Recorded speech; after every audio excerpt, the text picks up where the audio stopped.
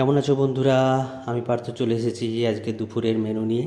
হ্যাঁ, আজকে রান্না দেখানোর মতো সময় পাইনি, তো তাই দুপুরের কি মেনু হয়েছে সেটাই দেখাচ্ছি। এই যে এটা দেখো, পটল আলু পোস্ত, আর এই যে মুসুরির ডাল, এটা আম দিয়ে টক ডাল আর কি, আম দিয়ে টক ডাল। এই গরমের সময় টক ডালটা খেতে বেশ ভালোই লাগে। আর সঙ্গে রয়েছে যেহেতু পটল আলু পোস্ত, ওই জন্যে। আর এটা হচ্ছে মাছের ডিমের বড়া ভাজা, মাছের ডিমের বড়া, এটাও খেতে বেশ ভালো লাগে এই সময়। তো তোমরা কে কে ভালোবাসো এরকম মাছের ডিমের বড়া? আমার তো বেশ লাগে।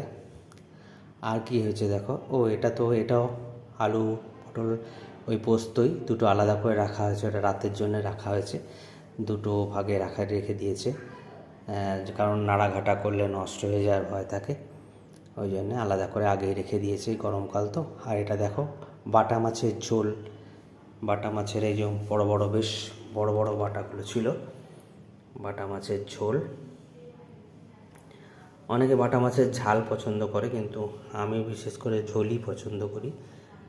বেশিরভাগ মাছেরই ঝোলই ভালোবাসি, তবে খালি একমাত্র ইলিশ মাছটা আমার ঝালটা বেশি প্রিয়।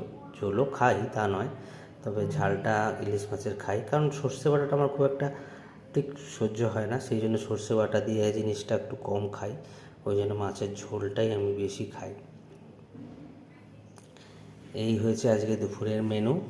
আজকের আর খাওয়া বা রান্না কিছুই দেখালাম না, দুপুরের মেনুগুলো দেখিয়ে দিলাম।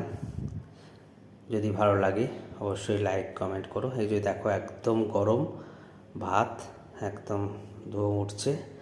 আর এটা গতকাল ডিমের ঝোল হয়েছিল রাত্রেবেলা ডিমের ঝোল একটা ডিম রয়ে গেছিলো, সেটাও নিয়ে নেওয়া হলো। ওই যে খেয়ে নেবে, এই ডিমের ঝোলের একটা ডিম রয়ে গেছে।